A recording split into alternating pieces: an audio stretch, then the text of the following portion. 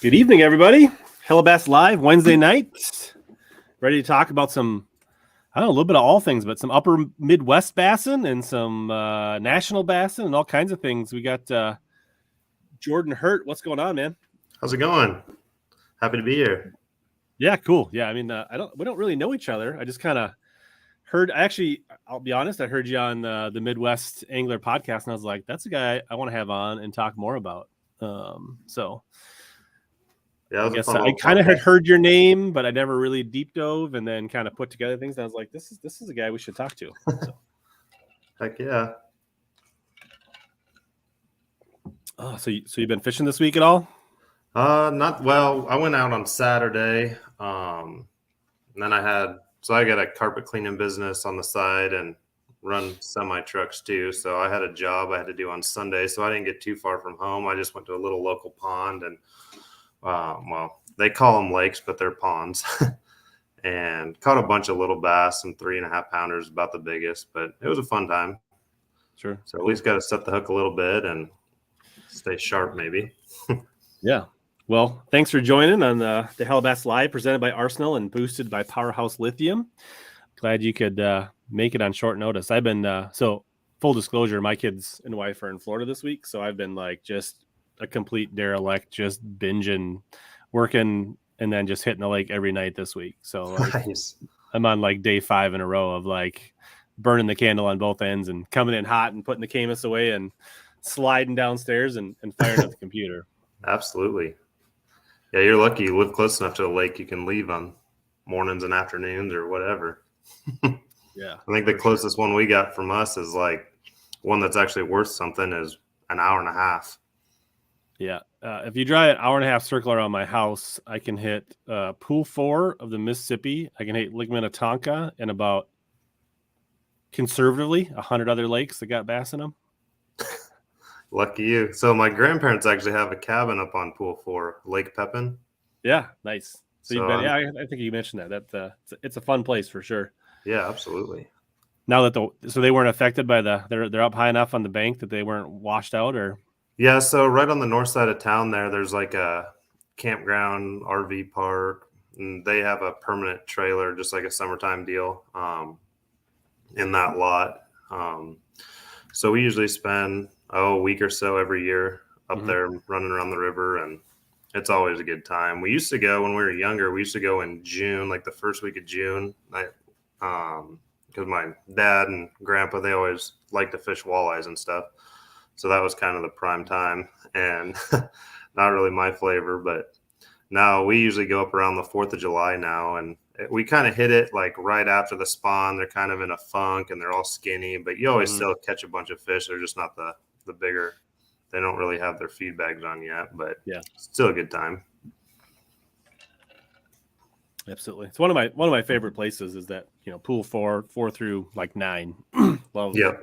So yeah, and we've fished some local tournaments down below. We've been to La Crosse and Prairie du Chien. I fished a BFL or a couple BFLs down there, and so I've been down pretty much on all the pools except for I don't think I've been on 11 or South.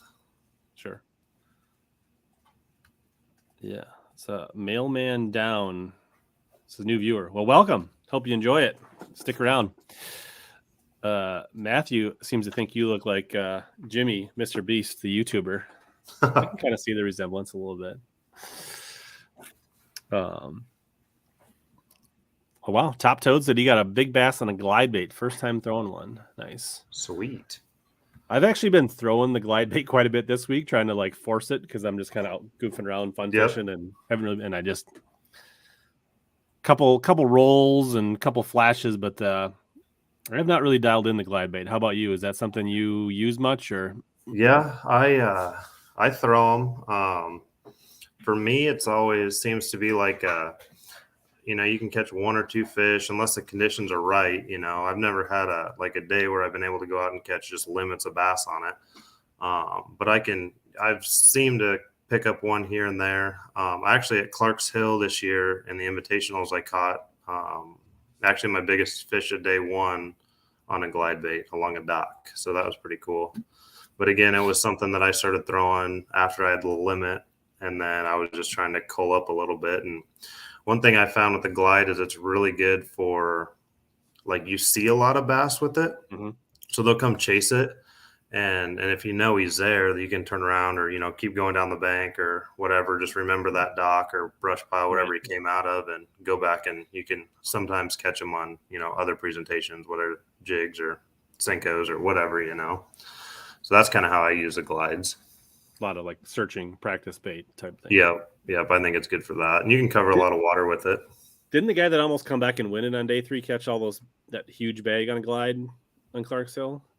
There was a guy that like was down, below the top 10 that caught like 27 pounds or something the third day, and I'd like almost scared Dakota E-Bear a little bit. Yeah, it could be. I didn't watch any of the live stuff after that one, so I'm not really sure. Now you're kind of confused, like maybe I have to go back and actually, you know what? I don't think he was on the live. It was just more like because he was. I don't think they could get he wasn't in the top 10, so I don't think he had a camera. But so I came up from like first thing in the morning. I went from like 25th or 30th place to like second or something on the live feed.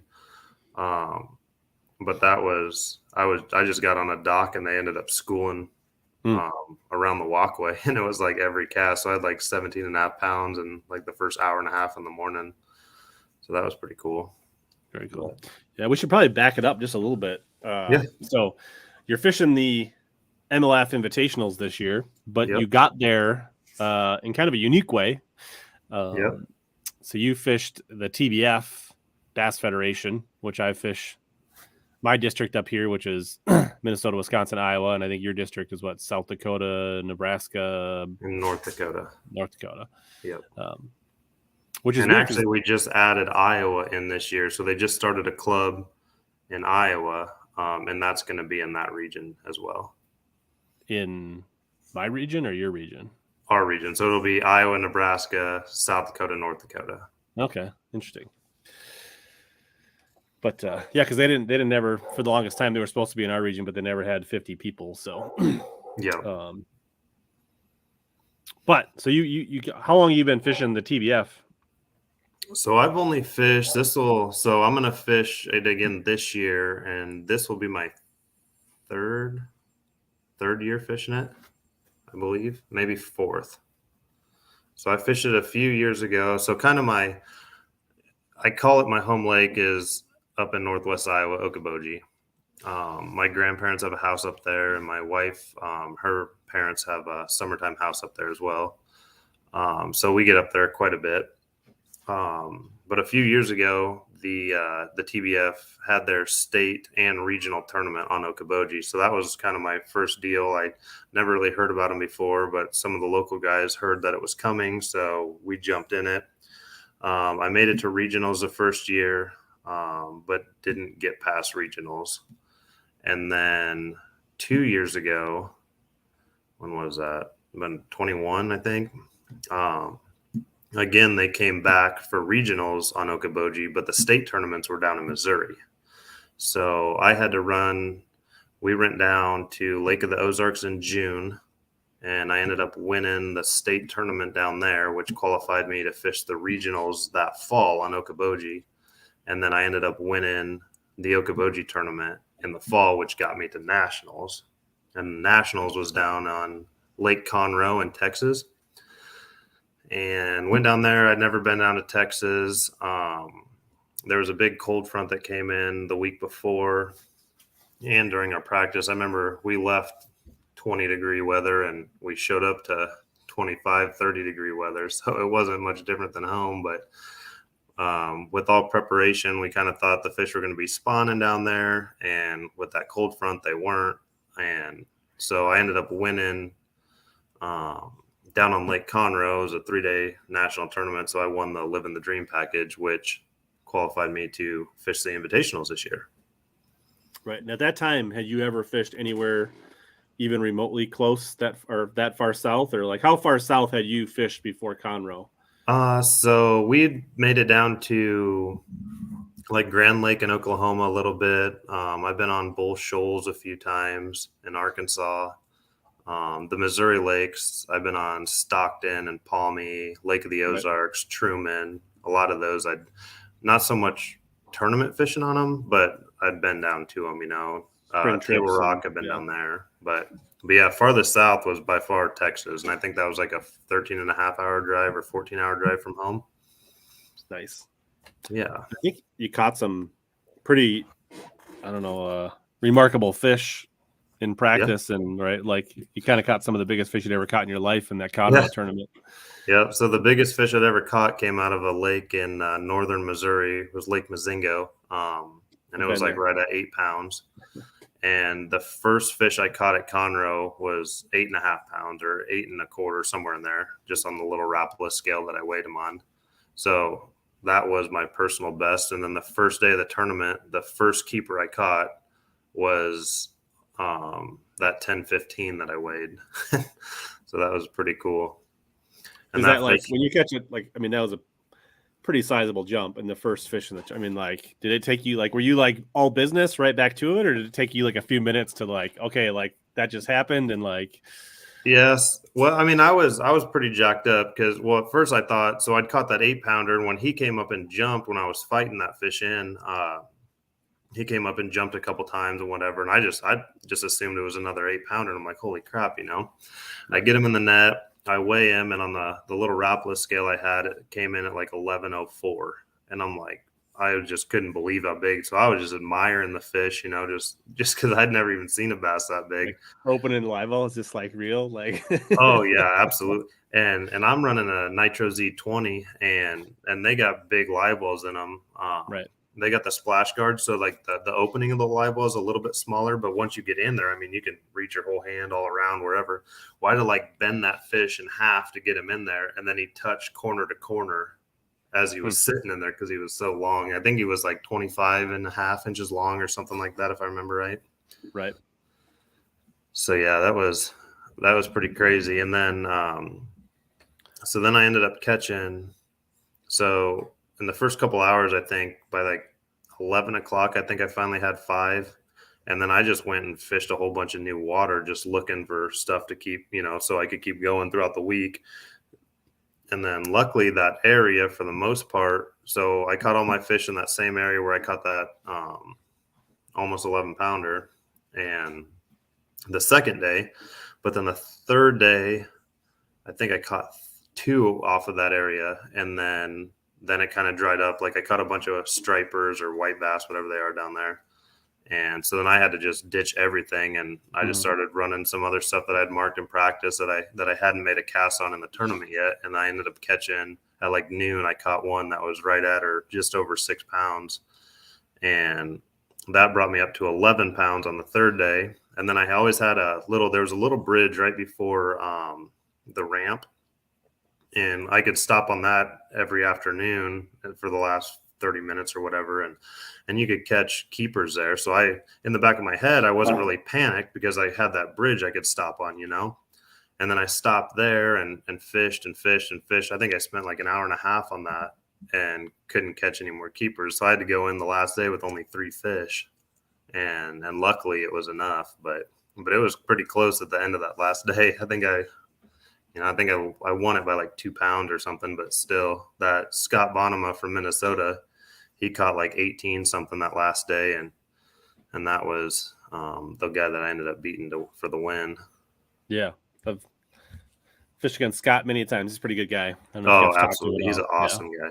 And I still talk to him every once in a while now too. So nice.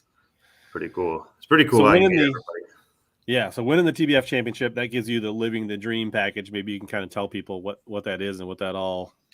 Yep. So the Living the Dream package, when I won, consisted of a brand new Ranger Z20, 250, decked out with electronics and trolling motor and everything, 20,000 cash at the ramp. And then you were let's see, how did it go? They, so it qualified you to fish the BFL All-American that year. So basically, I think they pay basically like the entry fees for you if you were to actually fish the BFL circuit and qualify. because they don't want just to give somebody a spot, right? So like you still pay your way in to fish the All-American and then the Toyota Series Championship all in the same year. So I went down to, so it was Texas in February for the TBF National Championship. Then June was the BFL All-American in Arkansas and Lake Hamilton. And then the Toyota Series Championship was in November on Gunnersville. Nice. And then January, the tour started. Yeah, that's cool. So it was kind of go. A bunch of prestigious, like, obviously the TBF National Championship's a pretty big event. It's pretty first class.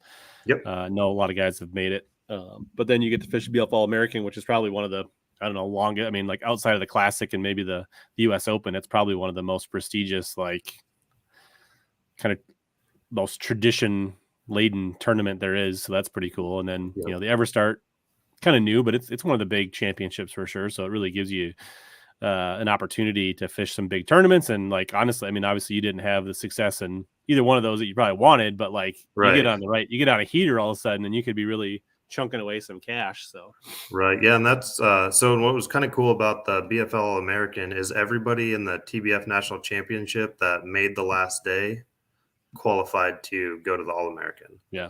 So when I got down there, like there was Scott and some of the other guys that I'd fished against in Texas that I knew, and we could kind of bounce stuff around each other or whatever. And so at least you weren't kind of just down there by yourself or whatever for the first time, and then, but then I was the only one that qualified for the Toyota Series Championship. And I think that's about the biggest championship for the middle, like, up and coming anglers, that's like one of the biggest payouts because we fished for, I think it was 220,000 on that one. Mm-hmm. So it's a pretty big event. And there's a lot more boats than that one. With the All-American, I think there was 52-ish or something. And then the Toyota Series Championship, I think there was a couple hundred or around that number. So definitely get you kind of used to what it's like. Because our little lakes up here, we don't ever have them big tournaments. So, quick question. Did they start calling you Top Bird before or after you won the national championship? I think that's RJ's deal. I thought he said everybody called you that. I don't know about that. No? RJ's got the Top Bird. Just ask him. Nice. AJ's saying hi. What's up, AJ? How's it going, AJ? But cool. So then, like, living the dream package, it kind of makes this, like, I mean, obviously, I think you're kind of a tournament junkie. You probably had your, at least, I don't know if like serious thoughts, but I've always had some aspirations to probably fish at a high level for a long time. Absolutely. But obviously, that winning at Conroe probably accelerated that quite a bit, I would imagine. Yep. Yeah, so I was kind of getting to the point where I was going to start trying some of the Toyota Series, and we were kind of figuring out a way to not only fund them, but get the timing rights and the dates or whatever, the vacation times and whatnot. And it was kind of in the stepping stone. And then Conroe happened and it was just like, here it is, take it or leave it, Mm-hmm. So yeah, we went for it. And it sounds like you still have another job and they're allowed to be flexible and could work it out. And yeah, so my little brother and I own a small trucking company. We got 2 trucks. I drive one every day locally, and then he drives one over the road. He basically runs coast to coast. Sure. And then my dad had started a carpet cleaning business. And Dylan and I, a few years ago, bought that from him. So now we, do carpet jobs on the side when they're, in between trucking and whatnot. So usually after I get done trucking during the day, or if Dylan's home, then he'll do them carpets and whatever. And we just kind of take turns with that. So with that, we do have a little bit of flexibility, but you still got to keep everybody happy. So it's like 3 full-time jobs now, going. There you go. And a Which family, is all right. all the boot. So absolutely. Constant juggling. That's cool. And you're not exactly from, we didn't really talk about this. You're not exactly from the hotbed of where professional anglers are known to come from. Why don't you tell people like where you live? And right. So I grew up in, I was born in Milwaukee, Wisconsin. My dad was an airplane pilot. So the base was in Milwaukee where we lived or whatever. So then we they opened up a base in Omaha. So then my parents moved here, and then shortly after we moved to Omaha, we moved to Glenwood, Iowa. And then that's basically, I think I was in second grade when I moved there. So I was born and raised there. And then now my wife and I live in Council Bluffs. So basically only 15 miles north of where I went to school and everything. So yeah, we don't have a whole lot of lakes or nothing. Growing up again, like I said earlier, my grandparents had a cabin on the Mississippi River. We always made a week trip up there. And then my other grandparents were on Lake Okoboji, which at the time wasn't the bass fishery that it is now. Sure. And it was constantly taking probably 17, 18 pounds to win there. But I actually got my first kind of taste at tournaments was up at the Mississippi River on Pool 4. There was an Everstart going out of Red Wing. Yeah. And some of the guys were staying down at our campground. So I ended up, my brother and I, just being nosy little kids walking around, looking at the boats and whatever. And we were talking to these guys, and they were all showing us all the baits they were using and telling us, here's a magazine. Like the one guy was from Uncle Josh, and they gave us a magazine. He said, go through that magazine. Anything you guys want, go ahead and call me in 2 weeks and I'll just send it to you. So we're like, sweet. Like these bass guys are awesome. Like way cooler than the walleye guys that we're used to. Like they don't tell you nothing, and these guys are like, this is what we're using. So we took him up on that. He sent us a bunch of Uncle Josh porks and some jigs, and then we fished them pretty much everywhere we went, whether it was Okoboji or little farm ponds back home. And since then, I think I was hooked, and basically it was bass fishing only for me. And oh yeah, that's the old can too. The good ones. Yeah. So, yep. So that was kind of how I got started into bass fishing. And then once I graduated high school, I got a job like most of the kids that I went to school with. And my whole goal was basically just get enough money. What do I got to do to get a bass boat? So I bought my first bass boat. It was a 20-foot Stratus 201 Pro XL. I think I picked it up for like 15 grand and ran that all over Iowa. Just fishing local circuits. There was a bait shop in Council Bluffs, Wood Sporting Goods, that put on like one event every month or so. So we jumped into a lot of those. And then basically I remember going, so back then we didn't really have the internet to know which tournament circuits were coming to town or what lakes they were on. So we would just show up at the lake. And if there was tournament guys getting ready to go out, we just go ask them, hey, can we get in it? And most of the time they'd let you. You might have to pay a $10 membership plus the entry or whatever, but they were always pretty cool about that. And so we did that for several years and then just moved up from there. Yeah, absolutely. And Council Bluffs is basically right across from Omaha, right? So yep. You're basically right on just right across the river. Yeah. Yep. Two bass fishing hotbeds right next to each other in a tight knit area for sure. Oh yeah. And when you say Okoboji is like your home lake, but it's like 3 hours north of you, right? Yeah, 3.5 hours. Yep. Yeah. Yeah. But that's one of the biggest bodies of water we have in Iowa. There's a couple reservoirs and stuff like Saylorville, Red Rock, and Rathbun, but Rathbun's got some good fish in it, but Saylorville and Red Rock, they're kind of flood control deals, so they always get pretty wiped out during the spawn, so there's not a huge population on them. So there's really not even tournaments. There's a few tournaments on Rathbun, but Saylorville and Red Rock, if they have one tournament a year, I think that's pretty good for them. Yeah, most of the tournaments outside of the Iowa Great Lakes, as they're called, right, is on the river, which is probably 4 or 5 hours to the other side of Iowa. Yeah, it's about 6 for me. So it's about the same drive for me to go to Pool 4 or La Crosse or Prairie. I mean, it's about 6.5 hours ish for me. Sure. No matter which one you go. So the other kind of tournament hotspot in Iowa is like the Creston area, which is south central Iowa. And there's 12 Mile, 3 Mile, Green Valley, Icaria, some of those. And they're not big lakes by any, like your guys' standards are little tiny puddles, but right.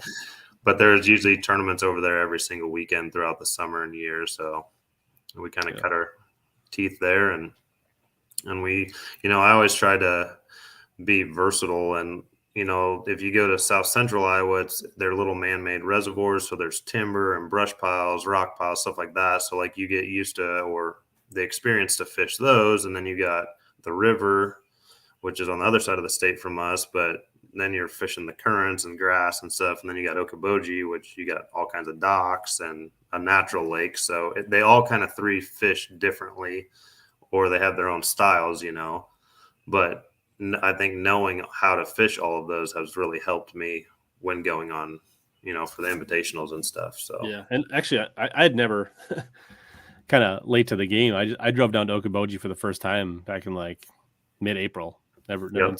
It's only 3 hours for me, but I also drive by a lot of water in that 3 hours to get right. there. But a pretty interesting lake. There's actually a lot going on. I mean, West Boji, pretty deep, clear.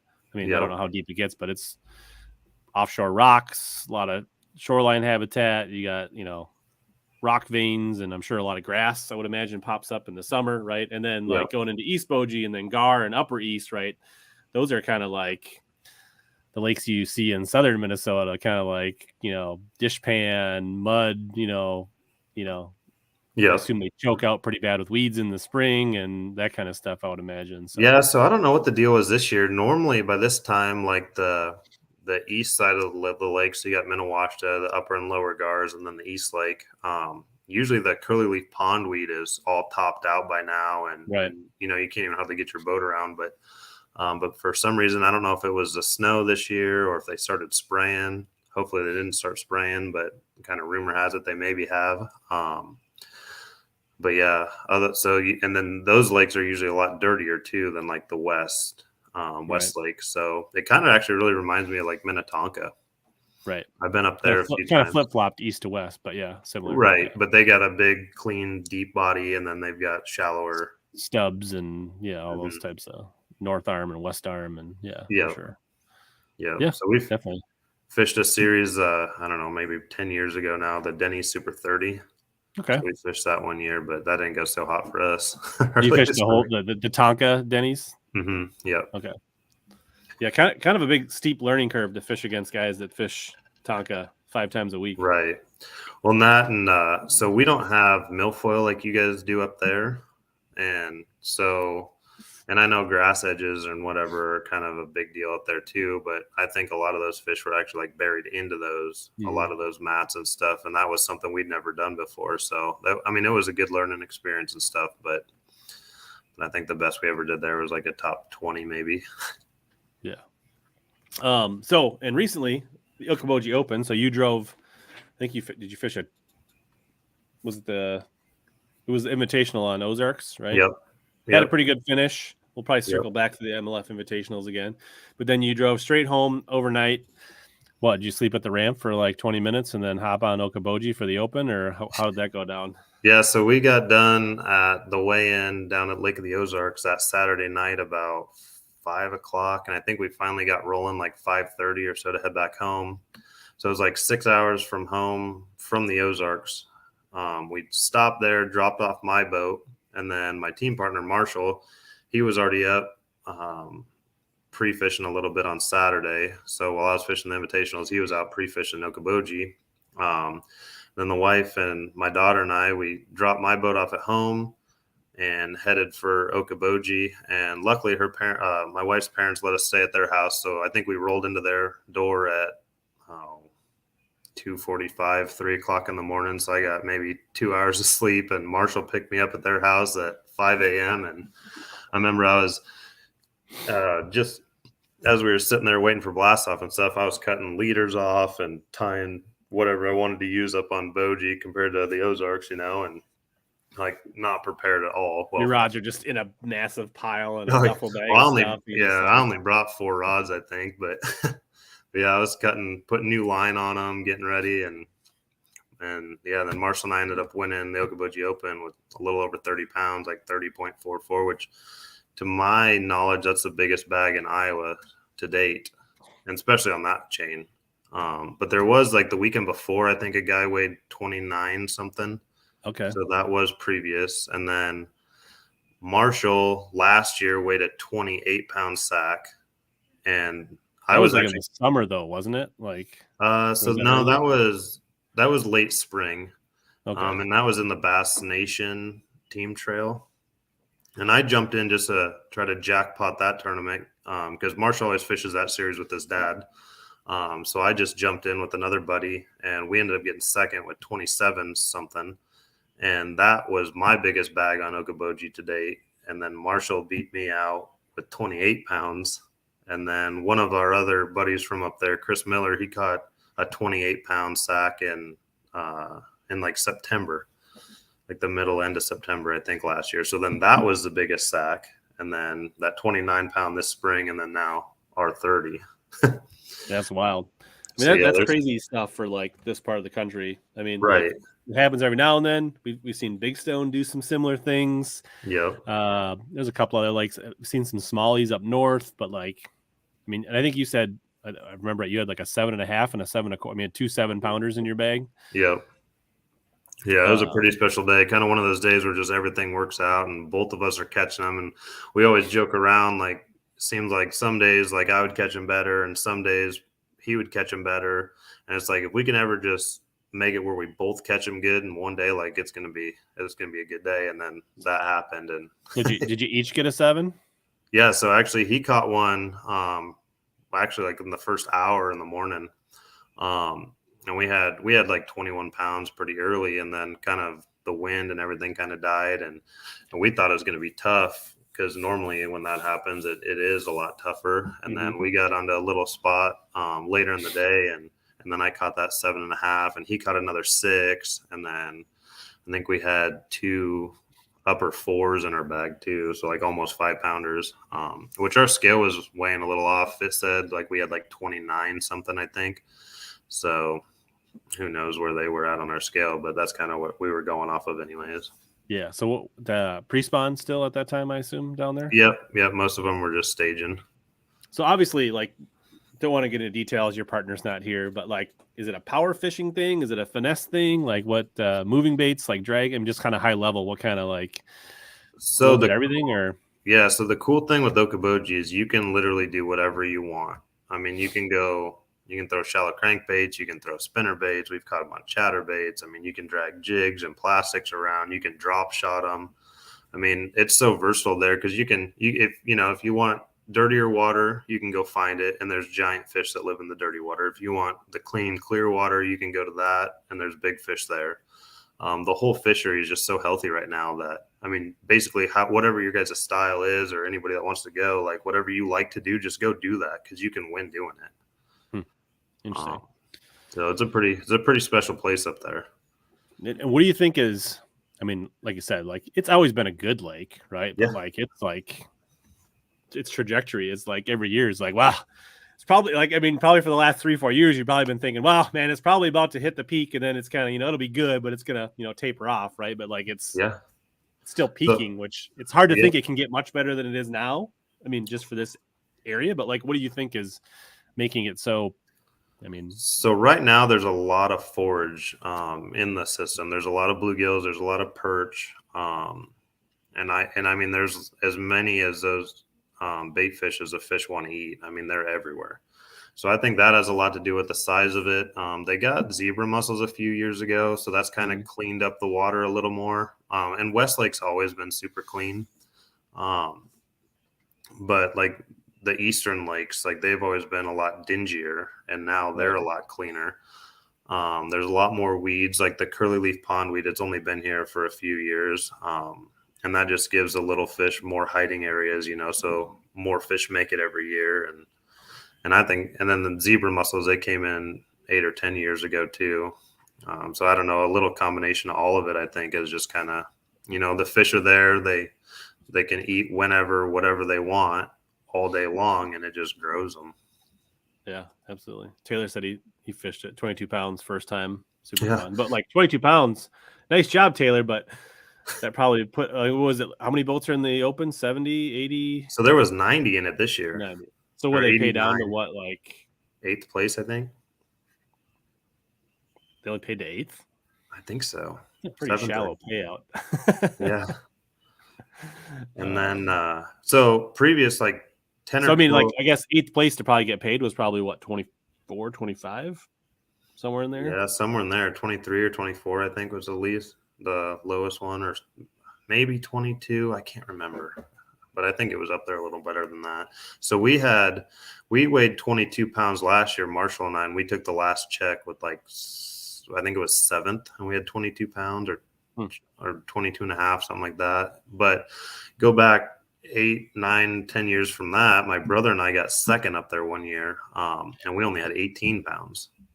So in the last 10 years, these fish have just gotten giant. I've been on that side of things on Big Stone a few times where you catch 20, 21 pounds and they're like, get a little pat on the head and keep moving. Right. So we actually have the state tournament up there in the first week of June on Big Stone. I've never been there, but we're going to make a trip up there and see how that goes. So Nice. It should be fun. We're pretty excited about doing that. When you caught 30 pounds, how many fish do you guys think you cycled through that day? Oh, I don't know, 25 or so probably. I mean, so you're I mean, it's not like crushing, but you're busy. You're catching them. Like, and you probably could have caught more, but you were also right at some point. You're like, we already got 20 some. We're focused on a different right class of fish at some point as well. Yeah. And then like those are all largemouth. Yeah. Right. But there's smallies. Yeah. Right? So that 27-pound bag that I weighed last year in the Bass Nation deal, that one I had 2 smallmouths in our bag, and one was just over 6 pounds. And another high 4. So there's giant smallmouth in there too. And the biggest smallmouth. What's that? Go ahead. Oh, I was gonna say the biggest smallmouth I've caught up there. I weighed one and it was actually a Minnesota club, and for whatever reason they had the tournament on a Friday up there, and I weighed like a 7 and just over 7 pound smallmouth up there. It's like 704 or something, 703. Well, do you know what the biggest 5 all smallmouth bag has been that you've seen or heard of? Or not on Okoboji. So Spirit Lake, just north of that, we weighed a bag up there that was just over 25 pounds of all smallmouth. And fun fishing, I've caught them 24, 25 on Westlake, but it seems like largemouth really wins, so we kind of target them right in the tournaments or anything. But certain times a year, smallmouth will play. But usually then the largemouth bags aren't coming up. So like 23, 24 pounds of smallmouth usually wins then.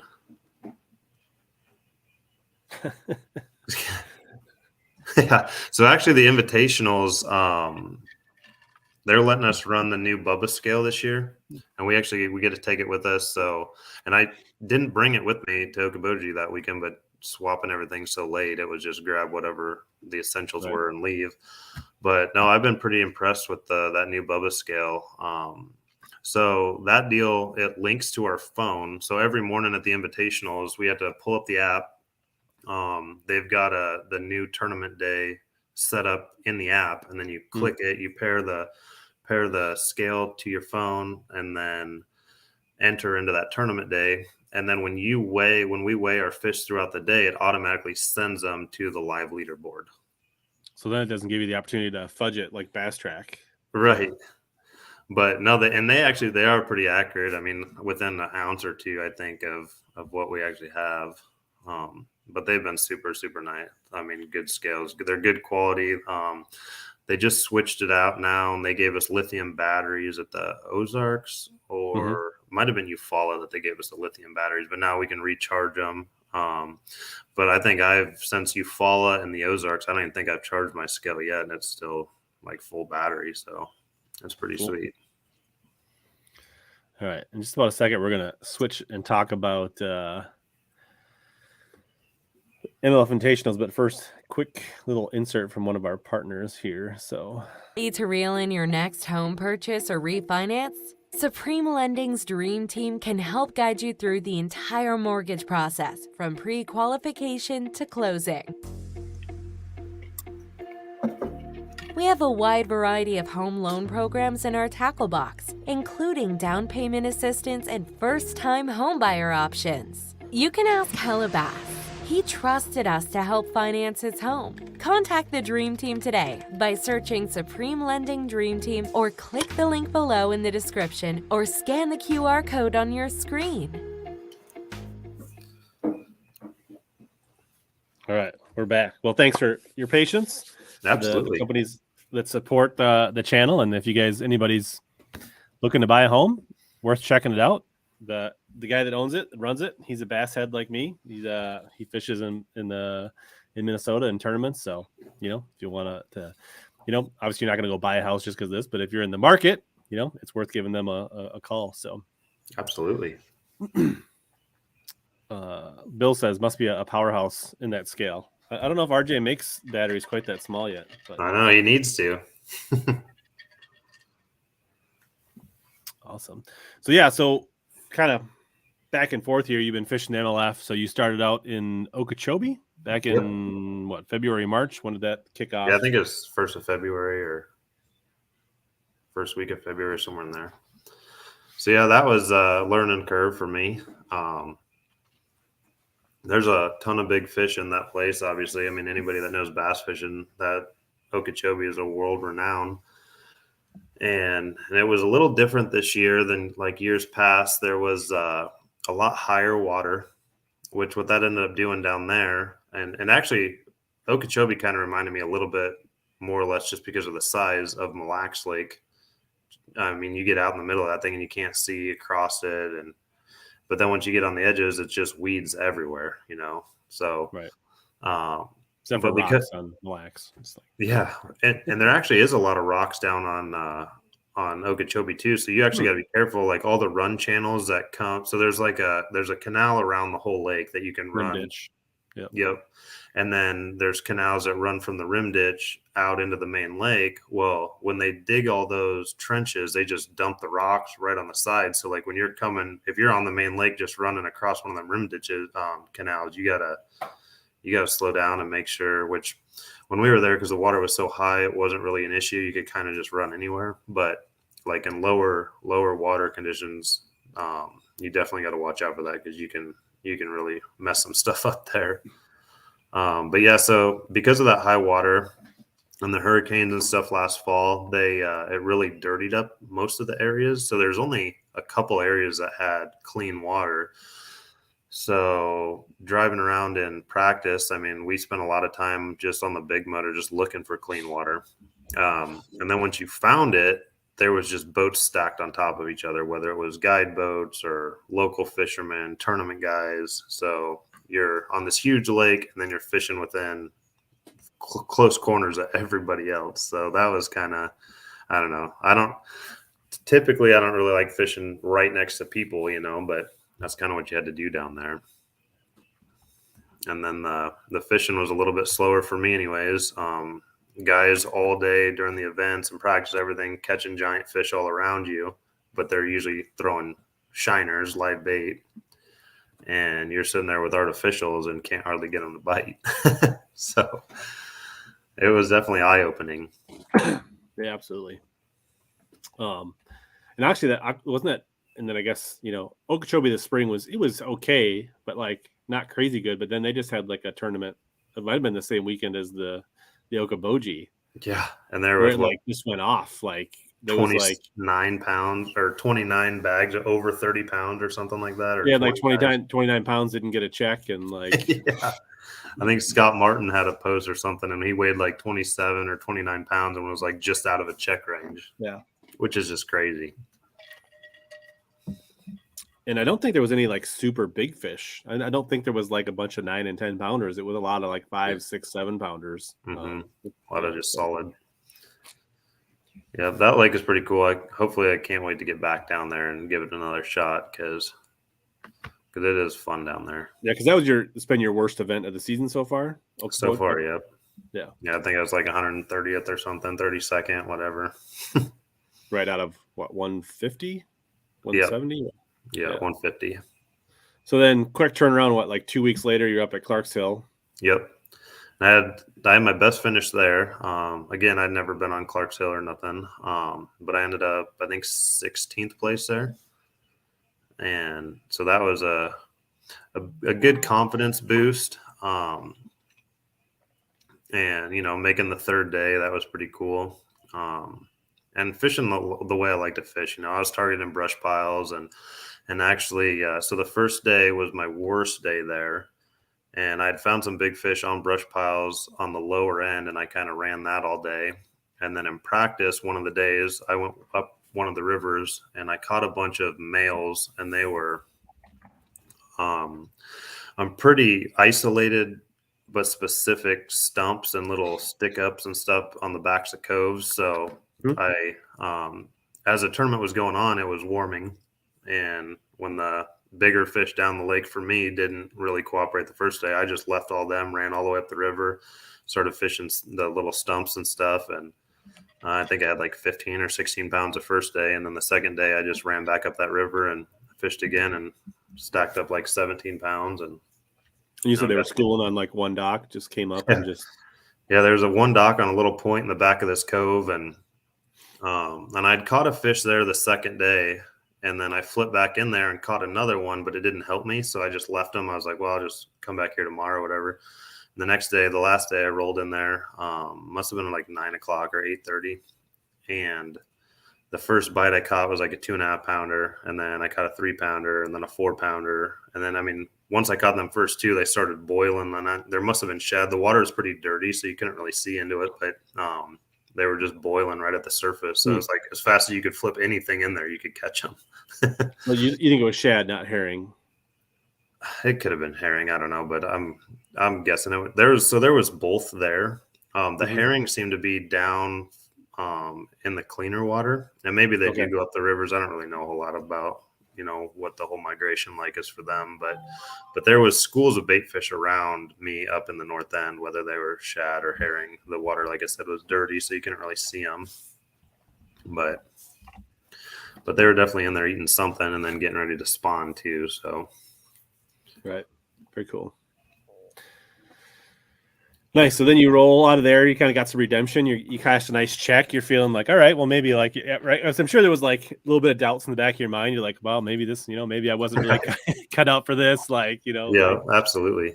And then you're like, you're back. You're like, hey, I do belong here, right? And then a little bit of break, and then you roll to Eufaula, Oklahoma.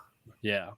So on my home, practically a local there. I mean, come on, it's probably only like a 9-hour drive. Come on. Yeah, no, it wasn't a bad drive. And I actually stopped at Eufaula because I'd never been there either. Massive. So what's that? Massive. Oh yeah, it's huge. So looking at it on the map, you're like, oh, it's kind of like Grand or whatever. Like it. I thought Clark's Hill was gonna seem like I thought it was gonna be super huge just because of all the coves and stuff that it has. Yeah. But really, running up the river, I mean, only took like 15 to 25 minutes from the ramp, depending on how far you go. So, I mean, once you've made the run, you're like, oh, shoot, this place isn't as big. It doesn't feel as big anyways. Pretty narrow. Like, there isn't a ton of, like, chutes off. I mean, there's a few, but it's not, like, not a ton. I fished there once for a Bassmaster Weekend Series championship years ago. And, it's a good-sized lake, but it's not overwhelming. Absolutely. Yeah.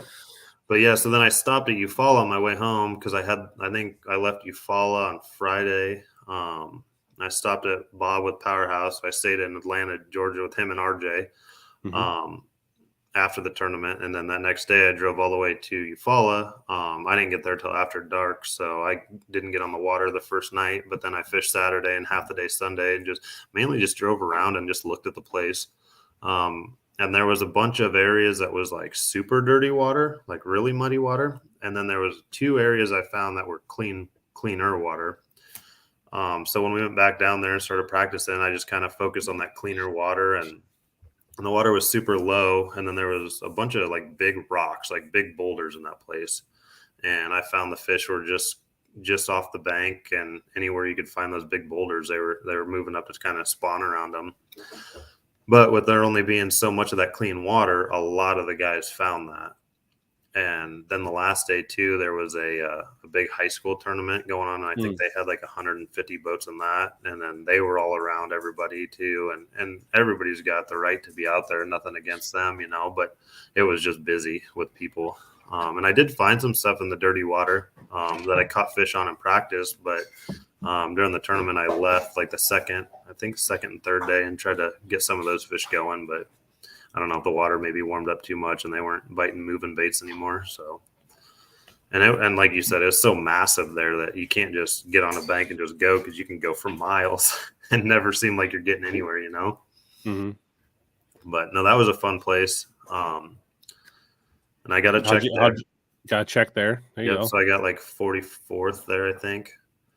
So again, I got to fish the third day, and anytime you can fish the third day, I mean, that's the first goal every time we go to one of these places. So, and then from Eufaula, we left there, and like 3 weeks or a month later, we went to the Ozarks.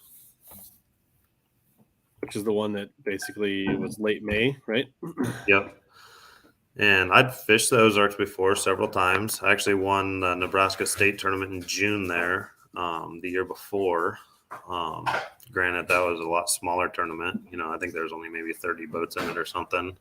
But I'd never been on the Ozarks this time of the year. And we were throwing a giant cold front during practice. So fishing around, the fishing was pretty tough. I think in 3 days, I only caught one fish over 4 pounds. We caught, you know, you could catch just keepers or, you know, 2-pounders, but the bigger fish seemed non-existent there. There was tons of beds, but no fish on them. But then on our off day, I think was the curveball, it warmed up. There was light winds, it got really warm. And then by the first day of the tournament, a lot of those bigger females moved up onto beds just overnight. And I think they just moved back onto their beds. And the first day, I got into the back of one of the coves. So I started kind of fishing like a pre-spawn, like brush pile pattern. I caught a couple small keepers. And at about 9:30, 10 o'clock, I decided to run around and look for spawning fish. And I ended up coming around a corner in the back of one of the docks. And there was like a 3.5 or 4 pounder sitting on a bed. And I thought that was maybe the female first. But then after fishing for it for a little while, all of a sudden the female showed up and it was much bigger. And right as she pulled up to the edge of the bed, the male bit. And I still had like a 12-inch spot in the live well. So I really needed that male at 3.5 pounds or whatever he was. But I decided just to not set the hook on him. And he swam off the bed, spit it. Well, then she swam on. And I think 10 flips later, she bit it, caught her. She was a 5'6", and ended up winning big bass of the day with that one. And then a couple flips later, I caught that male, so I ended up getting him too. But yeah, so there I was throwing around that new Berkeley coal shad. I think I saw that in one of your. I was looking at your photo guy, and I was like, he's got himself a coal shed. So is that how'd you happen upon that? So I'm actually on the Berkeley testing team. Okay. So we've actually been fishing that bait we had it midsummer last year. So we've been playing around with it through the different prototypes and stuff. And then this spring, when Edwin Evers kind of dropped the ball on it with showing the world it at Red Crest. A bunch of guys, Bertrand. I mean, there was a bunch of guys throwing it. Yeah. Oh yeah, absolutely.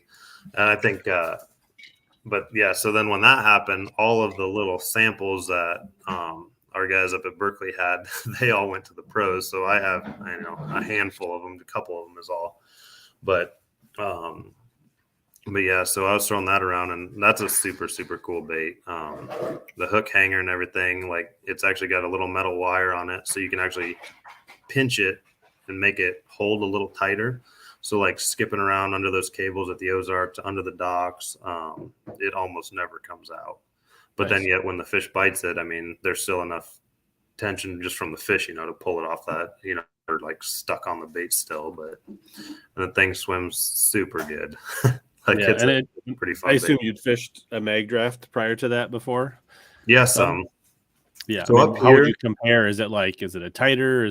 Can you fish it faster? You can reel it a little bit faster and it doesn't blow out as much. So like the mag draft, you almost had to have that slow, just steady reel just to keep it kicking. Otherwise it turned on its side or whatever. But like that coal shed, you can basically reel it as fast as you want. And it just kind of keeps coming. And so one other cool thing with the coal shed is it's got a couple spots on the bottom where you can actually throw nail weights in it. So if you do want to reel it, super fast or something, you can weight it a little bit just to keep it down.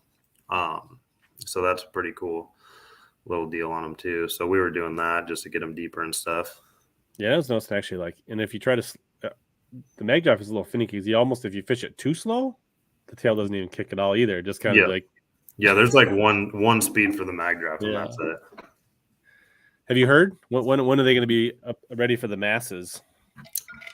So I did hear. I'm not sure if I can say, but Maybe exact generally dates, like what summer, ICAST, before like fall, like I think it's going to be summer, okay. but they're going So to do a probably big, ICAST-ish, probably something like yeah, that. and they're going to do a big drop, and a lot of people are going to have it's going to be available. So It's going to be readily when it is available. It'll be readily available, is what you're I think hearing. so. That's the plan, anyways. From Hopefully, my they've always understanding. stacked up at Omnia, and you can use the code and grab a whole bunch of them. Absolutely. So when I was throwing, I had the 6 and the 8s. I was catching most of my fish I was catching on the 6, but the 8-inch I was throwing that around like a lot in practice, and then like when I would get a limit, I would kind of switch to the 8. And I don't know if just the conditions weren't right there, but a lot of fish were following the 8. Mm-hmm.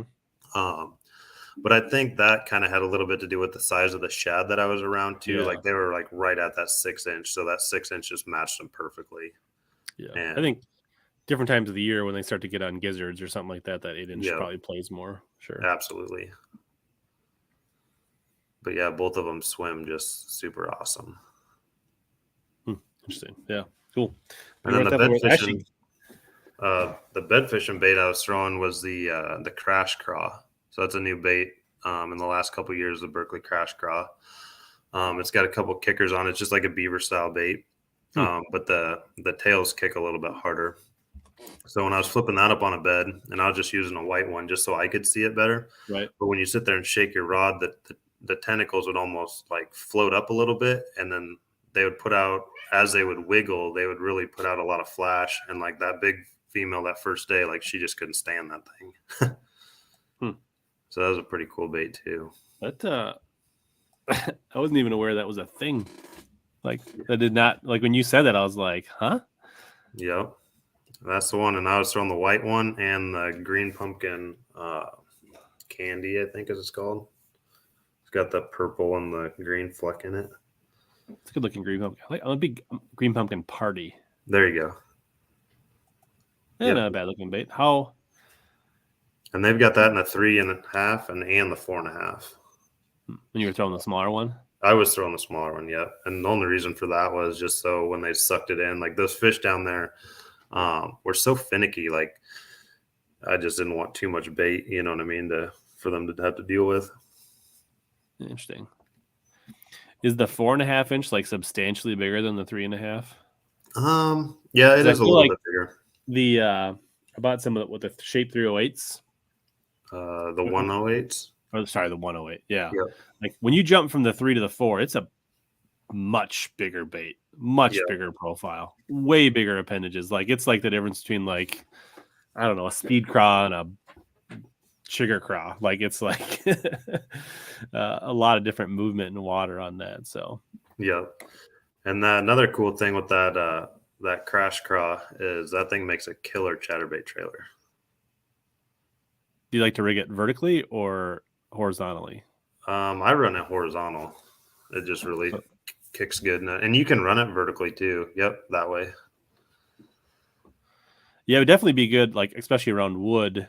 It would deflect better if you run it horizontally. But if you want to get it deeper, hooking it vertically, you definitely get a little more. And when we were testing that bait, we were running it horizontally, but you could keep your chatterbait up above the grass a little bit better with it too, because it kind of planed it up or whatever. Yeah. And they were just crushing that thing. I think Kyle and I had that day like 100 fish on it. Well, check. We got some breaking news here in the chat. Tennessee Bassmaster said, "Guess who caught a double digit today?" I'm guessing he's like, "It's got 2 thumbs, and it's this guy." Is probably what he's about to tell us. Yeah, yeah. 11-2. Congrats, man. That is a monster. Dang, that is huge. So he comes in here and shows up your Conroe story. Look at that. Oh, yeah. Absolutely.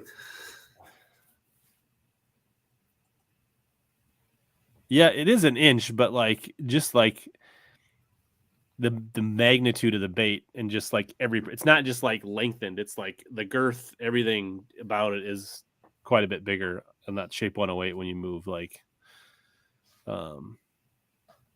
which is fine, but you just big fish like big baits. Yeah. What's up, Matt? Dirtbag. Matt, how's it going? Cool. Yeah. So I forget, how did you finish up at the Ozarks then? You made day 3, right? Yep, I made day 3. I think I ended in 19th. There you go. Pretty So sure. solid finish. You're 4. You had 1 stumble, 3 really good checks in a row. I think you're in 26th out of 150 guys in the MLF Invitationals. So you're sitting really good for requalification.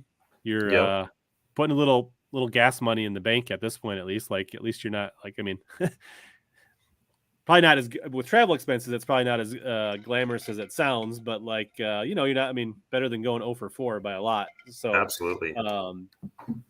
And you know, I was looking at, you're what, like 80 points out of the top 8, something like that. which is not, I mean, it's a gap, but it's not like crazy. Like I mean, the top 8 qualify for the BPT. So like, if you can string together, you know, two more top 20s, you could probably potentially be in the conversation. So it's a good place to be on your rookie season for sure. Absolutely.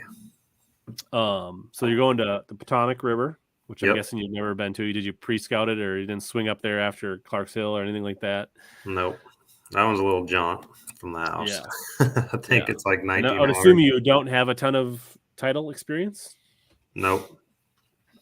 A little bit of Mississippi River, just current fishing stuff, but the title deal, which a lot of the research I've been doing, I think basically it's just you got currents coming.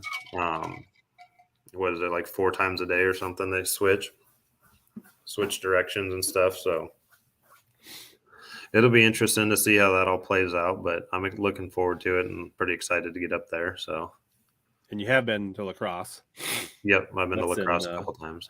Late July. That should be pretty good. I mean, it should be nothing too crazy. It should be solid summer pattern by that point. So yeah, depending on the water levels though, because right now they got super high water. So I mean, it's got time to like get super low and get high and super low again by that time. So. Yeah, absolutely. That place moves so much, it's crazy. At least that one, right? Like in theory, so you fish, you get a break there, June 17th to the 19th. You'll actually have a little window to potentially get home and pre-practice, potentially La Crosse a little bit. Yep. So I think I'm actually going to stop on my way to the Potomac, and then, depending on where our dates line up, if we'll get back up there or not. Very cool. Nice. It depends how many routes you have to drive and how many carpets you have to wash and that kind of stuff. Absolutely. And so if you cash another top 10, top 20, then you can maybe afford to skip a few carpet cleans and get over to La Crosse. If you finish 90th, then you're like, well, guess we got to get some work. Exactly. You got to make up for it. Yeah. Welcome Raptor Ranch, Wisconsin.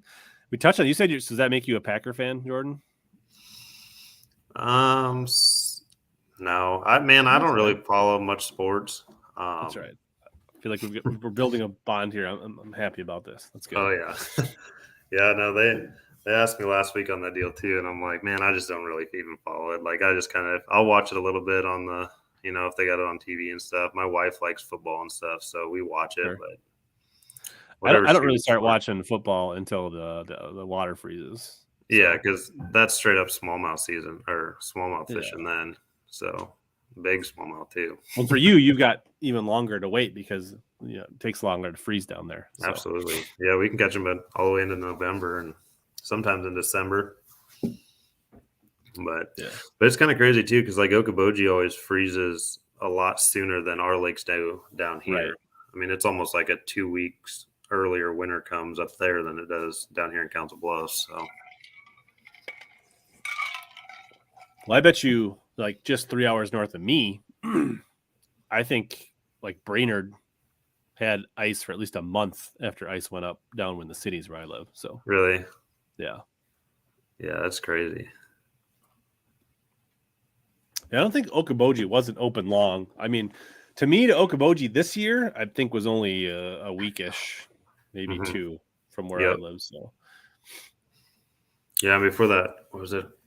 Because I think there's only been a handful of times, like early April, that I've seen the ice off of Okoboji. Usually, it's mid to late April before it's all off. But lucky for us, like we don't have a fishing season that closes, so we can. I mean, as soon as ice comes off, it's go time. Yeah. Hence the reason I was down there in April, because usually I would go to the river, but the river was so high at that point that, yeah, but I need to go back there more. So Yeah, because they've been catching them on the river this year. Like I've seen some of the bags that have been coming out of that place, and it's been super big bags. yeah, if RJ wouldn't have been so lazy, we could have went over the river tonight, but he didn't want to drive the extra 45 minutes. So,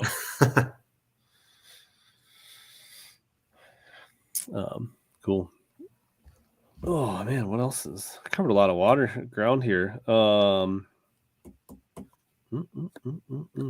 I guess just in general, like, what are your techniques? What do you like to do? What's your? I mean, are you a finesse guy, a power guy? Do you like fishing deep? Do you like? I mean, like obviously, whatever's biting. But what if you had to, if you pick a way to catch them, what do you like to do? Man, so I've kind of over the years tried to be as versatile as I can. So I don't really care what they're biting, just figuring out what they are biting, So, I mean, I like reeling the bait, like crankbaits, chatterbaits, stuff like that. We don't really have a lot of great chatterbait water around home. I mean, Okoboji some, but like actually down here, at least I don't catch them on a chatterbait very good. But so I mean, like crankbaits, stuff like that. I like throwing them. Jigs, Texas rigs, especially like the brush pile fishing, stuff like that. But then even like I enjoy drop shot fishing. I enjoy just slowly dragging worms. And then smallmouth fishing, there's a lot of drop shot in there. But I don't know if I'm really consider myself really great at any one technique. And I've kind of tried to push myself to be that way just so I don't live and die by something, you know what I mean? Mm-hmm.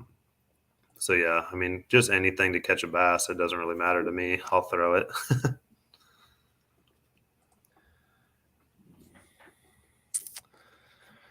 Nice. Let's see here. I did have so earlier, Jake, I don't know if you're still watching, advice for a high school angler. Yeah, so I would say, I mean, depending on what you want to do in the sport, are your goals to go to college and fish or fish professionally? And either way, that doesn't really matter. Just try to put as much time as you possibly can on the water. I can kind of go back to like when I was just getting out of high school, all my friends were going, or even into college or whatever.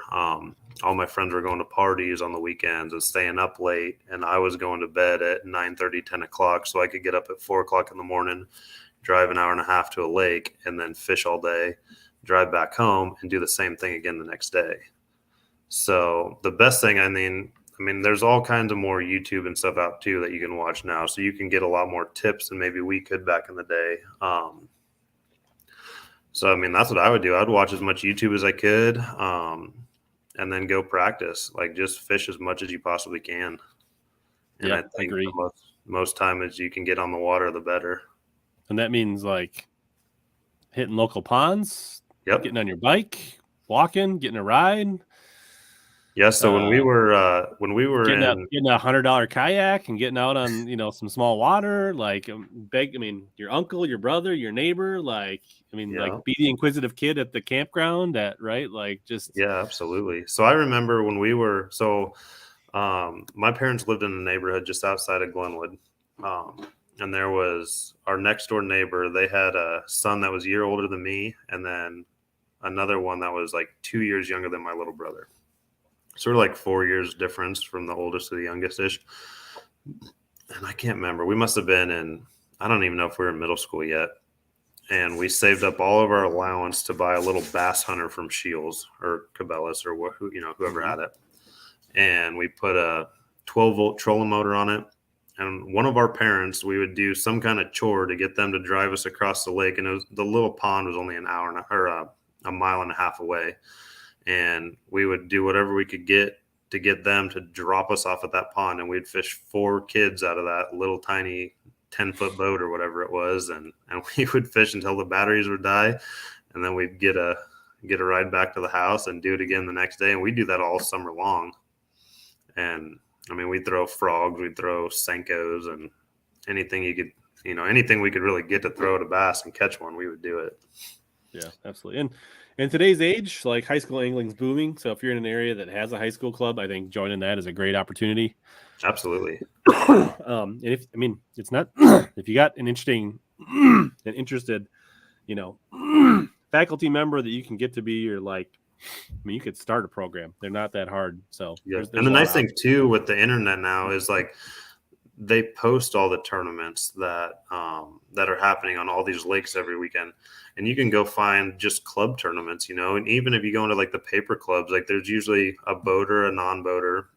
Some clubs like Okoboji has the Great Lakes Bass Club, and they have a deal where you can sign up without a boat, and they'll throw you into a boat that doesn't have a co-angler that day, and you can fish the tournament without even owning a boat or nothing. And then you get the experience of fishing behind somebody that maybe knows the water a little bit, maybe learn new techniques, because you're not guaranteed any one person when you enter that either.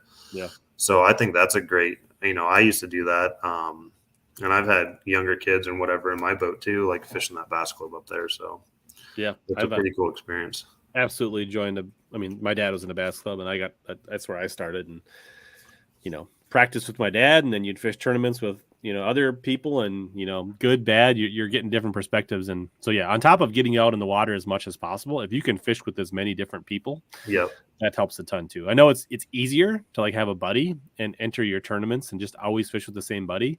Yep. But that does kind of limit your development to some degree, I think. So yeah, because once you can start bouncing information off of other people that that you can trust, right? Yeah. You can really get things dialed in a lot faster. Yeah. South Jersey says, "What's your favorite top water to use for tourneys when the fish are chasing forage from shad to herring or minnows?" Man, any kind of walking bait. I like the Berkeley cane walker.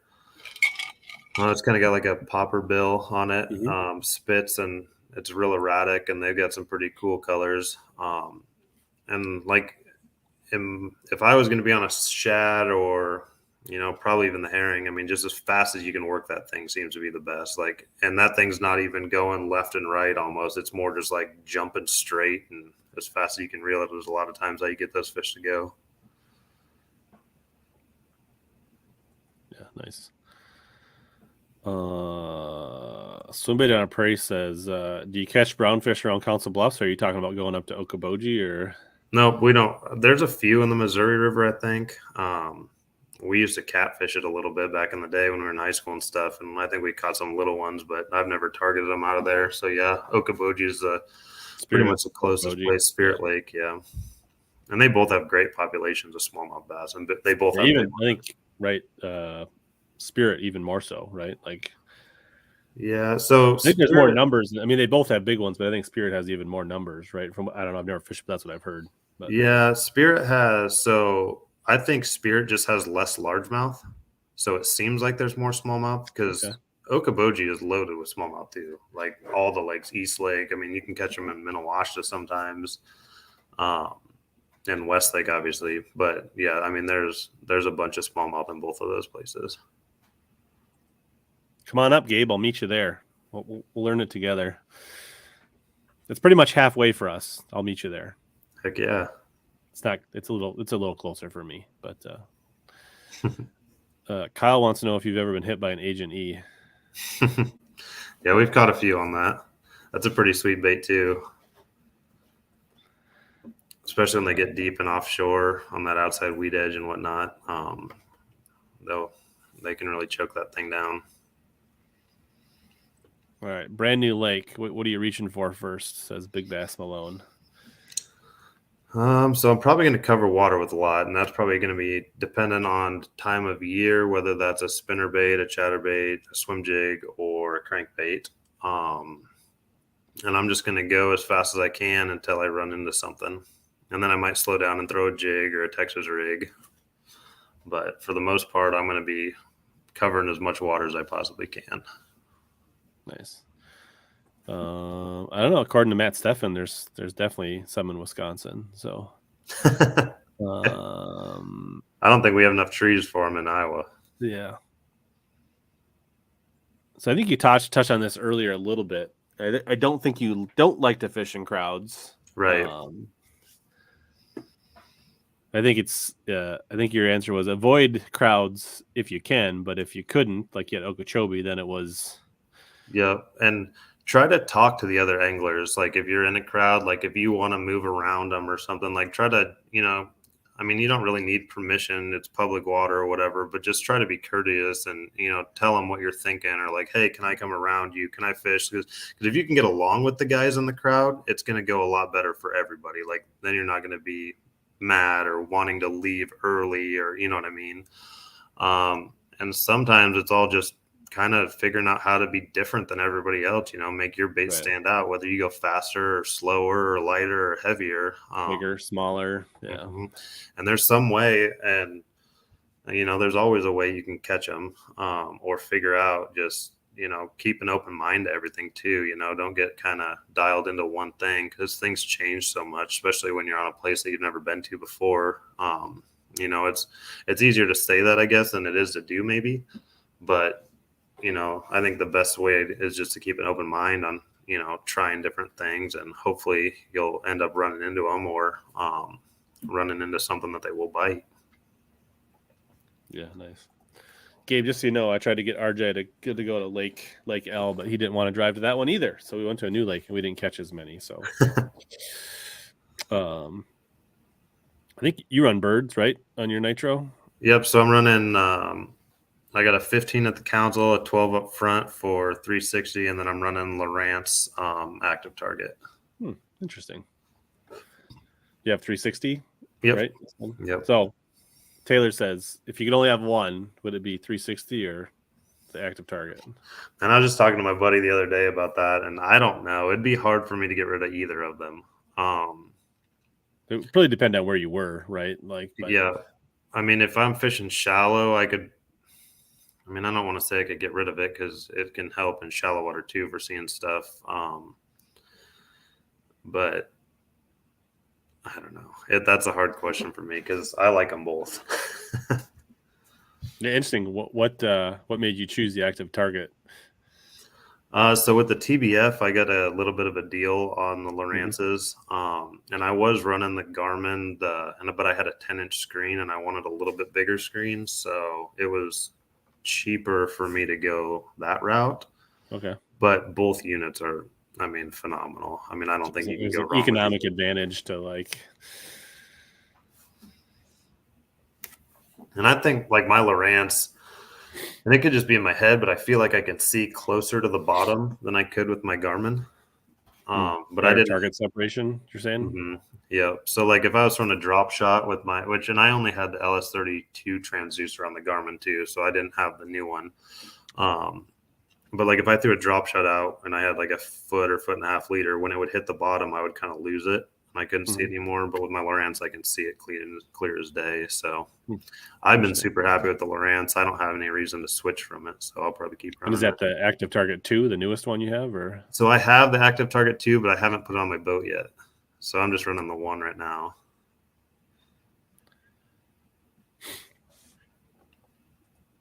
I don't know, Aaron. Have you done it? Because if you haven't done it, I'm not sure that you'd say there's no skill in it, to be honest. Yeah. So. You see a lot of fish, that's for sure, but catching them is another story. Well, and seeing your jerkbait is a whole nother, and tracking it is it's easier said than done. Oh, absolutely. You get any kind of wind, and that's almost, it's not impossible, but it's not. You can't just watch it the whole time, It's an art to control your boat, and yeah. Mm-hmm. And you get good too, knowing how far your casts actually are. Because before I had live sonar, you make a cast and you're like, oh, that's probably 70, 60, 70 foot. But once you start getting active target and stuff going, and it seems like you can actually throw a lot farther than you thought you could. Yeah. That, and you start to learn more about to me, there's so many things beyond just seeing fish, and seeing a fish and catching a fish that you can see that's great. And there are situations that plays, but just seeing life, activity, movement, understanding what your bait's doing, how tall the weeds are, how far out the weeds are. Right. And you think you're slow rolling your chatterbait 6 feet down to the top of the weeds, and then you realize it's only 3 feet down, or you know what I mean? Or a Kitech or whatever it is, what your bait's doing. it's the amount of just quick feedback that you're getting from your lures and how fish react, whether you're actually casting them and catching them, is it shortens the learning curve quite a bit. So it helps you fail fast and learn much faster. So oh, absolutely. Like too, I've seen, scenarios where like you're running a crankbait or you're running a blade bait or something, and the fish chase it, but they just won't bite it, So then you can make a bait selection, like maybe going from the blade bait to the crankbait or vice versa, and then get those fish to react to it.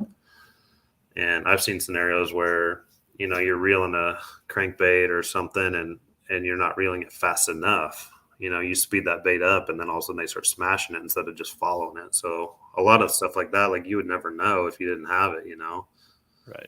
So you can change colors, you can change speeds, you can change baits and just cycle through them much quicker.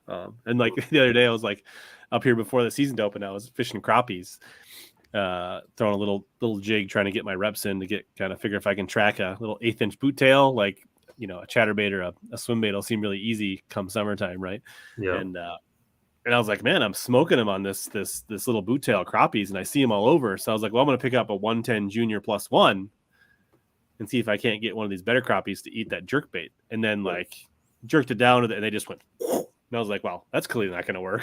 Like they're clearly not interested in that. Like the school just went, woo. And I was like, all right, that was like, took me 2 casts to figure out that was not the deal, and I moved on. So and that's what's crazy too. Like you go down, like, and that's same like up here. A lot of times our crappie is, early season, they won't bite the big bait. You have to go like we use like 1.5 inch gulp minnow, like a little tiny thing, and you can catch them. But you go down to like Lake of the Ozarks and they'll bite a full size jerk bait like no problem. They won't even think twice about it.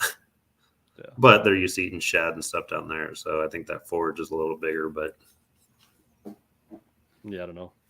I think to some degree, I don't agree with that on hardly any level at all, Aaron.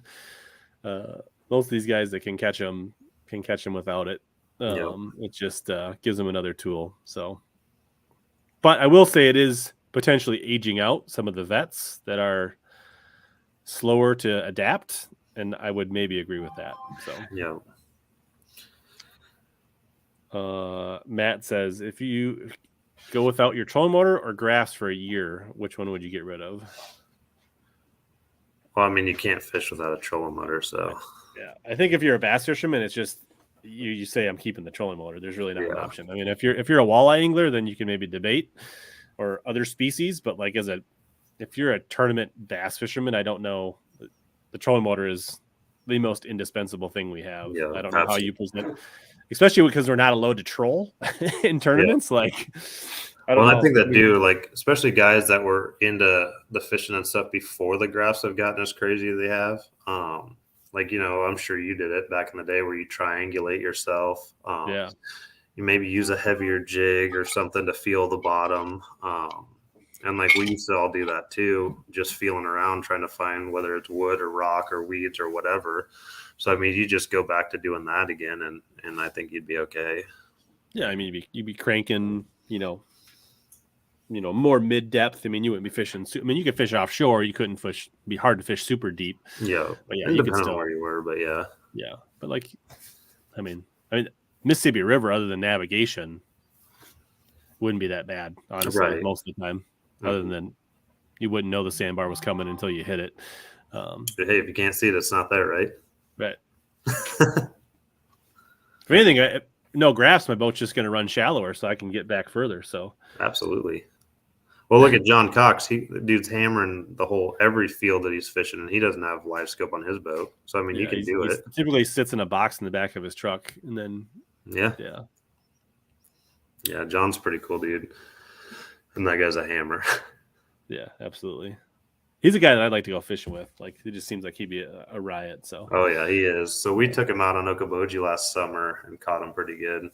I think we had like 2.5 days with them out there, and we caught some mega bags in July. Fishing offshore or shallow, or did you guys mix it up? We mixed it up, but we caught a lot of them offshore. Nice. He wasn't nervous. He didn't think he was going to drown out there. He was okay. No, he thought it was pretty cool. Nice. It's true. That's what would happen, RJ. Just like what you were doing today.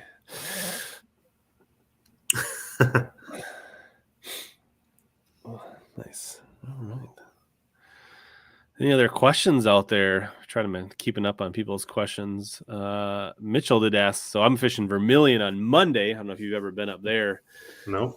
Way up north. It's up past Duluth, like an hour. It's like 3+ hour drive north of me. It's definitely going to be pre-spawn. I think the ice has not been off that long, so it'd be nice to see the water getting into the 50s. Hopefully, get on a good jerk bait, flat side, maybe some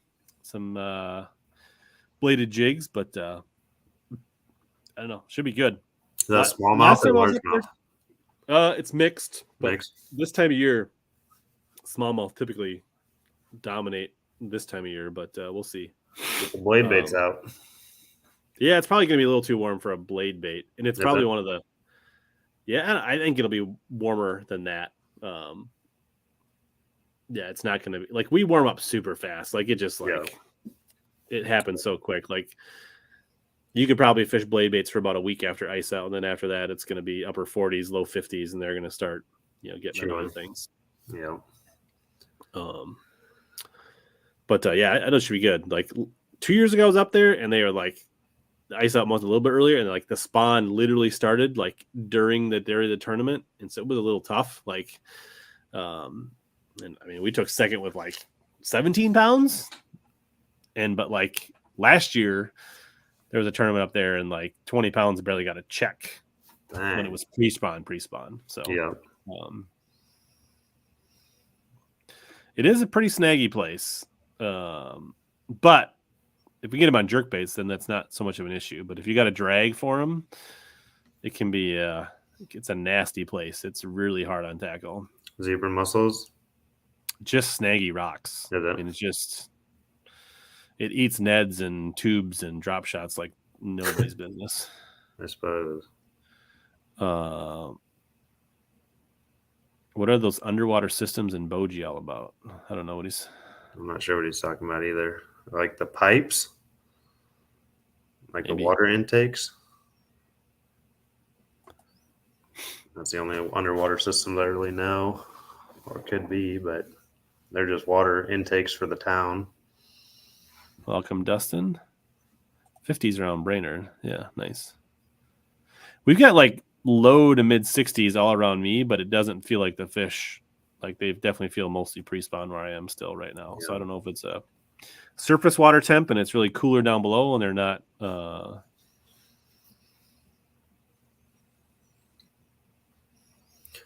Yeah, there's a lot of them on beds around us. Yeah, he's just talking about the so those are just feeding the town. Yeah, they're just water intakes for the town water. Very cool. Yeah, it's interesting. I know you said it was like all about, you think it was just all the bluegills and crappies and all that stuff, and like, but I feel like every lake in Minnesota is so chock full of bluegills. So I feel like there's got to be something else, another variable. I mean, we've got zebra mussels and and panfish in all our lakes that are like in it. So I don't know. Is there? So I guess maybe another deal. And I actually just thought about this. So Okoboji is such a tourist attraction in the summertime. So there's so many big boats anymore. I mean, it's kind of like Minnetonka on the weekends, right. But like all week long. So I don't know if, for one, it keeps the tournament pressure off of there. So there's not a lot of tournaments all summer. Like I think there's one club tournament a month and maybe one other circuit that comes a month up there during, from like June to September, I guess. So I don't know if that maybe has a little bit of effect. There's not as much pressure on it then, or what the deal is, but I don't know. Something's right there, that's for sure. Yeah, I mean,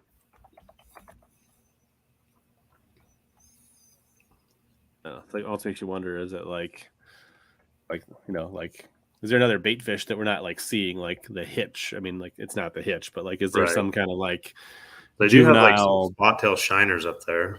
Yeah. Spirit's got a lot of them, but yeah. I mean, you just see just as many perch and bluegill. All the perch are like 3 to 4 inches long, so like perfect snack size for them too. So, right. AJ thinks it's all the woo girls on the pontoons. Yeah. Maybe it's something to do with all the partiers processing their Mickle and light and bush light into the lake, and it's like fertilizing and getting everything to. That could be it. Nope, he's on the MLF Invitationals, not the BPT. So he's going to the Potomac and the lacrosse, not Cayuga. But Cayuga is going to be a smash fest. Agreed. So they're going to catch the fire out of them. And I think they're actually fishing before the New York season opens there because it's catch and release. So they can do the catch, weigh, release. So they're going to fish in a kind of a pre-spawn here coming up pretty soon. And it's going to probably be pretty crazy, the weights that are going to come out of there. Yeah, that'll be a fun one to watch for sure. So how do you power the rig with all your electronics? You said you only have 3 graphs on your boat? Yep, so I'm running 3 Are you even allowed to fish the Invitationals with only 3 graphs on your boat? Yeah, barely.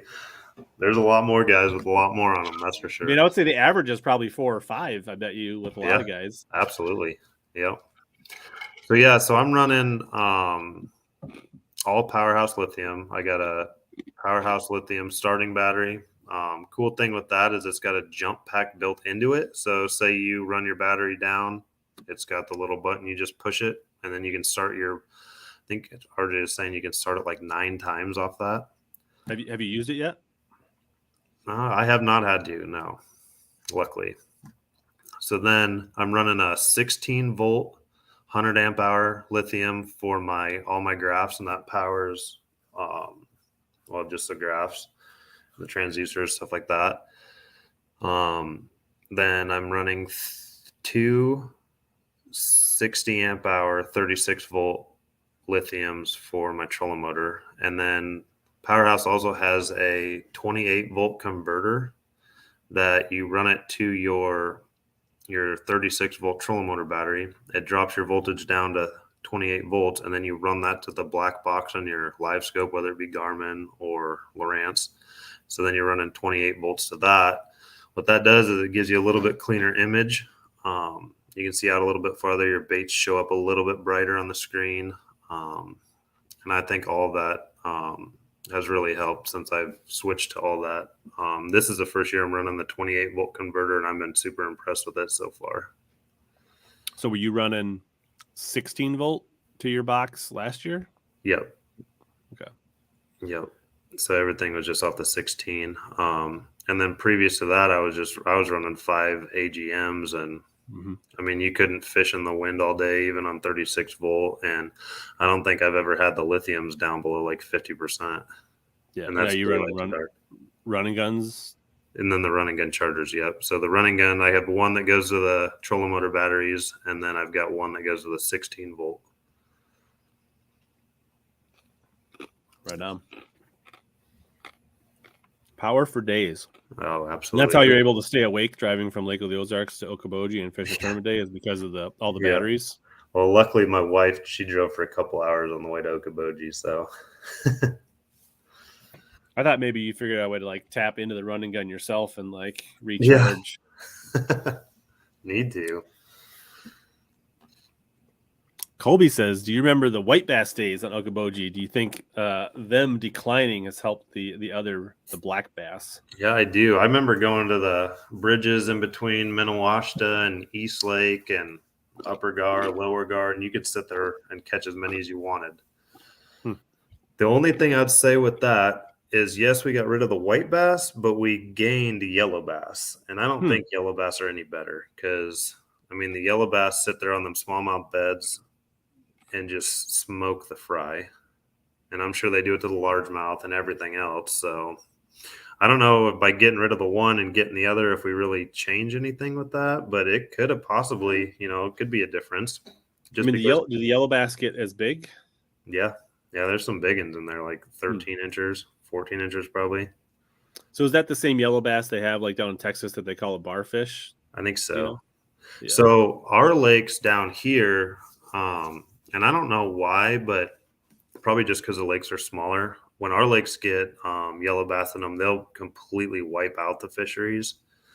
And they'll basically drain the lake, kill it off, kill all the yellow bass, and then restart the lake. So all of our lakes down here are on like a 12-year cycle or something where they get redone every 12 or 15 years. And basically every one of them gets redone. Hmm. And most of that reasoning is to get rid of the yellow bass. So I wherever mean, are they in some of the creeks and watersheds, or they just keep getting back in? Or yeah, I don't know. So I don't know. The one lake they just redid, that 3 Mile, which is in Creston, when they killed that off, there was a couple like little low spots that kind of got dammed off, I guess. So when they put the chemical in to kill it, they didn't kill those little ponds too. And it was just an accidental thing. So like there's still yellow bass in there now. Obviously not as many as there was, but they didn't completely wipe them out. So I don't know if that happens all the lakes where they just kind of get a few left behind, or if people are bringing them and dumping them in, or if they're just swimming up the streams too. I don't know. But they're definitely a problem down here. Yeah, interesting. Because like, yeah, same thing, Clay. Like I've caught them on Lake Fork, but I know a lot of you hear guys like Keith Combs and those guys that are big Lake Fork guys, like summertime, they target the fish that are feeding. The big fish are the ones that are feeding on the schools of those barfish and yellow bass. So Yep. I don't know. Like maybe if you can get that right balance where like Okoboji's in a good spot where there's so many big predator bass that they can capitalize on it. But Yeah. it can, when it teeters, right, and if it goes too far the other way, it can wreck it, I think, probably. Yeah. So. Well, then an Okoboji too has the pike and the muskies, so I'm sure they devour some of them too. So lot more predators, northerns, yeah. Some pretty healthy drum. yeah, that place is loaded with them. I was kind of surprised that the first time I went down there, I was like, and then went, and I was like, oh man, there's drum in here. I didn't even see it. And I just felt it like spin. I was like, oh man, there's drum here.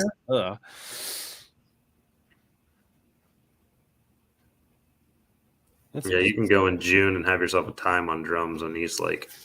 Yeah, I bet. They eat chatterbaits and swim jigs and everything. Oh yeah, everything. Clay says they protect the yellow bass at Fork, but white bass is like limit of 50. Weird.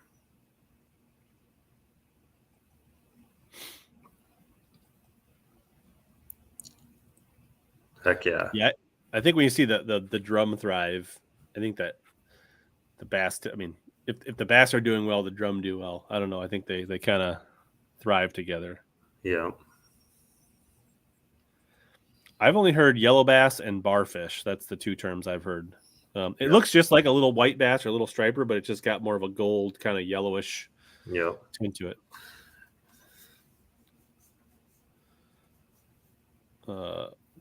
If you're going to Okoboji tomorrow, what's your go-to bait? What do you? Tomorrow, probably a wacky one. Wacky General max scent. Yeah, they might be called sand bass. I think that might be true. They might be called them sand bass too. Are they spawning pretty hard on Boji right now? So I haven't been up there since the Open. I would imagine there's some on beds right now for sure. But yeah, I think there was some spawning then.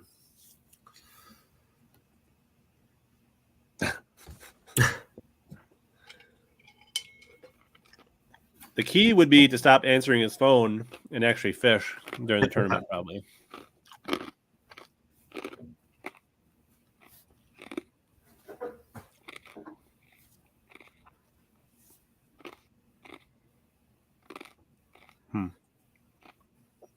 I don't know. We don't have. I mean, we have very few places. I mean, the Mississippi River, the Minnesota River have white bass, and there's a couple lakes that touch some of them that occasionally you'll catch some white bass in, but we just don't really have. We don't get those up here outside of the Mississippi River for the most part. Pryor has some white bass in it. There's a few other lakes, but they're really rare. We don't even get. I mean, down southern Minnesota, like down by like Mankato and those areas, and like Faribault and stuff, south of me, we'll see like drum in some of these lakes. But once you get up by me and north, you rarely see drum. It's just like we get bass, walleye, pike, perch, bluegills, crappie. It's muskies, but we get a lot of hybrid. They're like a mix between a striper and a white bass, and they can't spawn. So they basically just grow up and then end up dying or whatever. But they stock those in a lot of our lakes around here. Pretty good. I mean, they're aggressive. They're fun to catch when you're not bass fishing. I think they're a decent table fare for some. Yep. Yeah, we don't really have. I mean, there's not really even catfish in Minnesota other than the Mississippi River, and so. Yeah, you can come over to the Missouri River and catch all of them you want. I'm good. Probably just stop in northwest Iowa and not make it much further. Yeah, no doubt. Nice. Oh man, well, covered a lot of ground. I don't know what. So any other? Are you fishing any other fun tournaments besides the MLF? Are you pretty much focused on that? Like any other? Yeah, so that's basically the main priority. But we are so our season will be over the end of July, middle end of July. So we'll fish just local stuff around here that we can still get into or whatever. I'm also fishing the TBF state tournament in 2 weeks up on Big Stone. So goal there is hopefully qualify for regionals, and that'll be on Okoboji in September again. But yeah, other than that, just basically if there's no tournaments, I'll just be out on the water somewhere, TBF fishing as much as possible. 2 weeks, Big Stone. I think it's like the first week. Do you think there's any clubs that would let me in at this point? Oh, probably. You can get a hold of Tony Semino. He'll throw you in somewhere. So that's South Dakota, Nebraska, and you think Iowa's in that now? Yep. So Iowa's having their state tournament. So this is you're fishing the Nebraska state tournament on Big Stone. And then Iowa just started a club. They actually just had a deal on Facebook the other night. I want to say it's like the 15th of July, and don't quote me on that. I'd have to look back. Somewhere right in there though, on Rathbun in like southeastern Iowa. I'm not driving down there. That's not happening. Yeah, it's a little bit of a drive down there, but there's big ones in there. I mean, they weigh up to 8 pounds every year out of there in tournaments. So.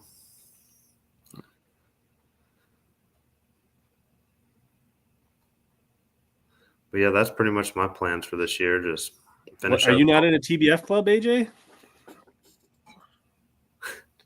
There you go. You guys can start your own. Start your own Nebraska club. Well, I think the entry fees have to be in by Friday, maybe. So you guys better get on it if you're going. Tomorrow or 2 days from now? Friday, yeah. But there's still time. There's still time. I need to get my life in organization so I can plan this out better. Although I'm like next year, my daughter will have a driver's license, so then maybe I'll even more time to go fishing. So heck yeah, that's true. You don't have to either here in Minnesota. Like if you have a registered club, you get an automatic to the semis. Yeah. Right. Yeah. Missing out, AJ. What's going on? July 15th and 16th? Who's talking? What's that about? What? What's July 15th? I'm guessing that's the Iowa date. Okay. I can look it up too. I'm pretty sure that's right, though. I'm not going down there. It's too far. I don't know it. See, like Big Stone, I could show up day of practice and probably figure something out. I've been there a few times. So.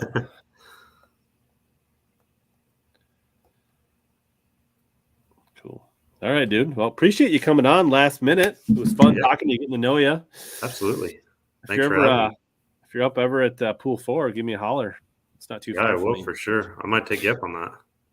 We'll be up there in July. You always bring your boat up there? Or? Oh, yeah. Yeah. Fish around Wabasha and stuff. And I think the pools below Wabasha are pretty good, though, too, aren't they? I think we've only been on there once. 5. Actually, 5A is one of my favorite pools, but is it? Yeah. They're all pretty good, but yeah.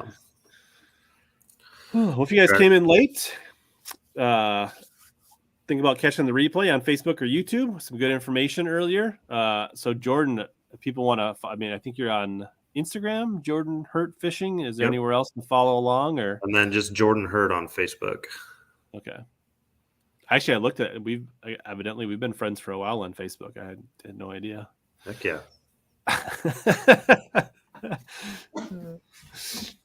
got a lot of people with holding bass in their profile pics that are friends of mine on Facebook that I've never really met. So Oh yeah, same.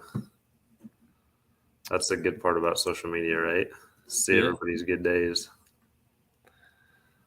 Nice. Well, cool. Thanks for coming on. I'll be fishing a tournament. Should be streaming again next week. Guest to be determined. Probably Wednesday night again. Appreciate everybody. I'm going to call it a wrap early tonight. Get my stuff ready for Vermilion because this will be my first tournament of the year because my river tournament got canceled. So I'm pretty stoked to get after it. So, well, sweet. Well, good luck up at Vermilion. Right on. Thanks everybody. As always, here to help you guys catch more big bass and suck less. Yep.